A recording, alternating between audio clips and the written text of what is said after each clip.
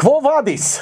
Dragi moji prijatelji i prijateljki, dobro večer i dobre dojdovte v štedno izdanje na emisijata Kvo vadis. Ovo je prvo izdanje za 2024. godina koja će bide mnogo bitna.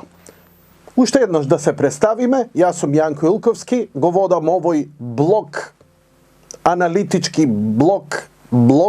blogerajski, blogote na vreme to jedna platforma na koja se pišuvaš i se objavува tekstovi, a ova je nekakav videolog ili moj podcast koji go realiziram na televizijata Jedinstvena Makedonija. Jedinstvena Makedonija ili MTV. Koliko ubavo zvuči, MTV. No, nekogaž beše navistina prestižno i da čuješ imav nekoj novčanik MTV koga beše donesen muzičkata televizija svetska poznatata MTV. No, MTV stana, kako da kažem, parodija ne sama na sebe, parodija uopšto na sopstveno to postojenje, bidejki beše mesto koje promoviraše muzika, umetnost i ona što je moderno, progresivno i go objedinува sve to ti mladite. Drago mi je što sorabotuvam sa Jedinstvena Makedonija, čiji postulati kako televizija se Makedonija, samo to njezino ime implicira deka se raboti, ke raboti i barem onaka ja kako što go razbiram i shvaćam je deka je za dobroto na Makedonija, Jedinstvena Makedonija. I ovo je mnogo dobro. Zato što, znate zašto? Zato što neko će reći, pa što Jedinstvena Makedonija? Ja ne znam kako je stavot na sopstveni kod na onije koji stojat politički ili finansijski za televizijava. No, jaz go čustvujem vremeto deka dođa vreme koga ke se odlučuva golema i teška odluka koja ne bila donesena ni za vreme na balkanskite vojni. Podelbata na Makedonija nije završena, dragi moji. Podelbata doprva ke dođa. Sve kako, nema nekakav konkretan plan. Se igra postepeno, pa koga ke padne, koja ke se sluči nekoja golema kriza, na primjer vojna Ukrajina-Rusija, pa vojna na Bliski istok i koga niko ništa nema da misli, zemlja koja je prezadolžena vo kriminal, koja je nesposobna da se održi, ke bide eliminirana vo ime, moja ta pretpostavka na apokalipsisot, na zemljata, na državata Makedonija, na makedonizmu, na nije kako narod, deka ke bide, vidi, za naše dobro mora da bide stabilno, mora i tako nada. Ke rečete, ne znam ovo ili ne znam ono i nigo garantira, nije garantira bezbednost. Nikoj ništo ne bi garantira. Ako je stranski faktor zainteresiran, to je zainteresiran za prostorat. Da li tuka će bidat Makedonci, Arnauti, Marsovci, Francuzi, Germanci, bilo koji drugo Kinezi, ne, s kraja da je Kinezi. Samo ova teritorija da si bide kontrolirana od tije što se nameračila na nje. A da li će vodat Albanci, Srbi, Bugari, Grci ili bilo koji drug, nema veze. Administracijata. Mnogo lesno može da se sluči. Slušaj, imate kriminal, imate terorizam, bankrotirani ste. Nema investicija, nema ništa. Zašto ovakvo ekonomsko kradenje i laž? Mislim, da li, pazite, to se luge koji žive ovdje. Koja je nivnata cel da je uništuva sopstvenata zemlja? Pa čovjek treba da je malce paranoičen i da si reče, čekaj, ako ovdje vaka zapnale, togaž ima nekoja dalešna cel. Vakvite celi nema da se vidi ova go zboreno je pred 10 godina. Ovo je zboreno i pred 20 godini. I ke se ostvari za 30 godini.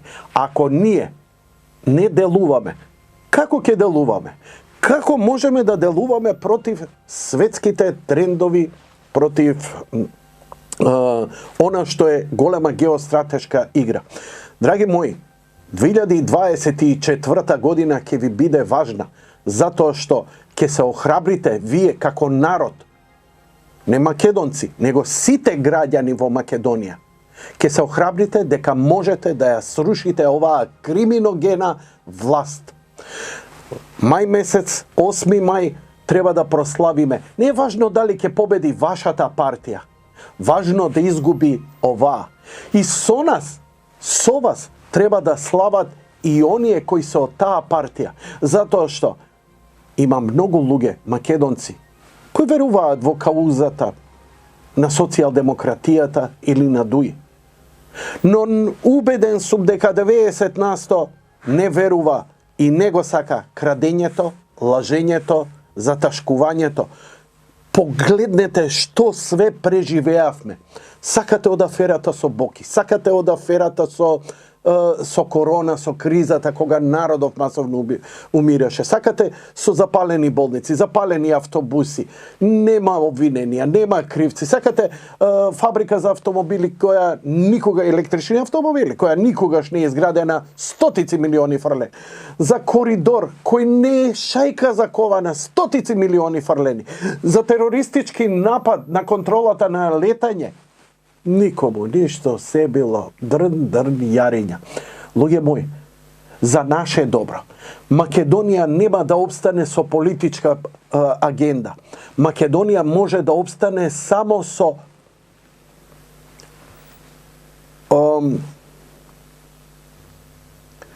спроведување на закон и устав, уставна агенда, законски агенди, да се почитува закон. Бидејќи ако се почитува законот, ова не може да се случува.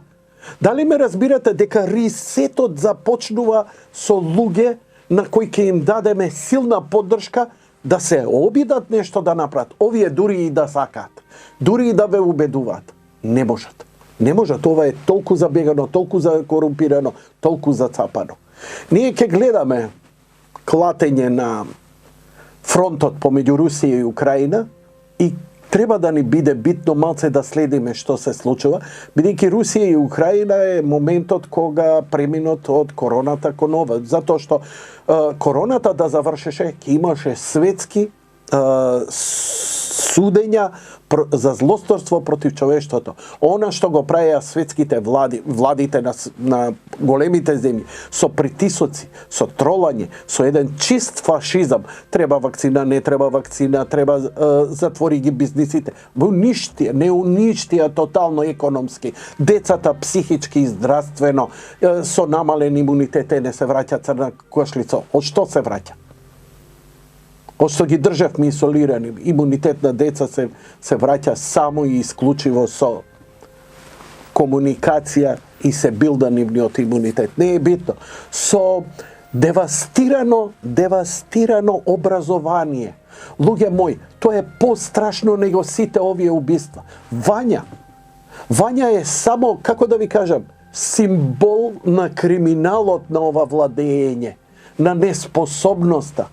Па немој да ми кажете дека ништо не ви смрди во таа истрага за која веќе зборат и други. Драги мои, Кво Вадис и Единствена Македонија ќе се обидуваат барем нема да даеме одговори. Ја не сум од оние кои комуницираат со џандарско, удбашко, партиски. Слушај, ако кажи ова, она. Слушај, Перович на овој, оној му го збрцал со овој, со оне. Не. Ја таков новинар не сум. Можев да бидам, не сакам, одбивам, дегутантно ми е да принтам и да закачувам и да посочувам по име и презиме. Луѓе мои, ја сакам да се гледа големата слика. Ја сакам да им се обратам на сите, и оние што се за, и оние што се против, и оние што сметаат дека Македонија можеби треба да не постои. Треба да постои заради нашите деца. Треба да постои заради... Знаете зашто сме направиле држава? За да не бидеме робови. Луѓе мои, колку и да е убаво да се живее во Америка или во Австралија, не можеш да живееш подобро од американецот. Додека не проплюкаш крв да станеш американец, а тоа е веќе откажување од Македонија. Не, ќе ти останат некои патриотски чувства, и тоа се ретки луѓе кои навистина тоа го можат, но ретко. Повеќето, втората генерација веќе не го знае ни македонскиот јазик, историјата им е веќе екзотика и све пропаѓа. Ние што сме овде, што остануваме, ние можеме да направиме некаква промена. Македонија тоне економски, Македонија тоне правно, Македонија тоне на секој чекор, во секој поглед. Ние единствено што можеме да направиме. Да, ќе ви се закануваат, да, ќе ви нудат и мито. Но, земете мито, здрпнете го и гласајте против нив. Не што ќе направите услуга, не размислувајте дека ќе направите услуга на некој од партиите кои не ви се свиѓа, а се опозиција. Сега. Размислувајте дека ќе направите услуга на себе со тоа што ќе падне оваа власт. Падот на оваа власт, знаете што ќе значи?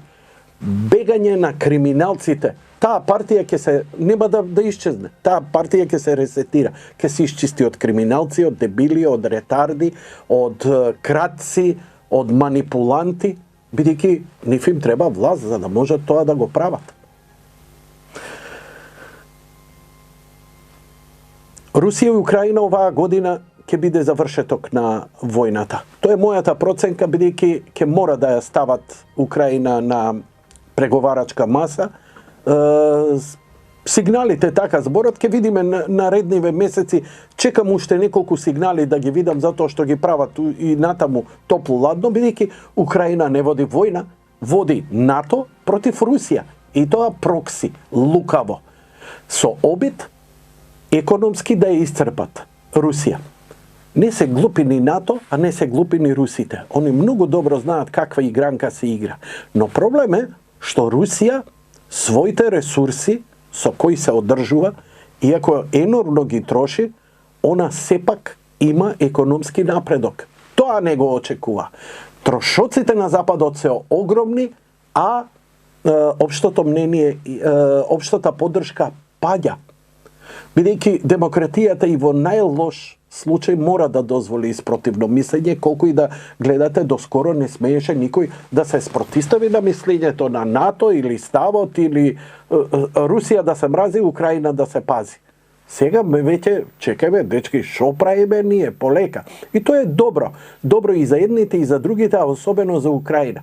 Затоа што Украина може да просперира. Знаете што може да биде Украина, луѓе мои? Замислете Украина да одлучи за неутралност. Не сме ни руси, не со Русија, не сме ни со Украина. Да игра како Југославија. Ама немаат таков политичар.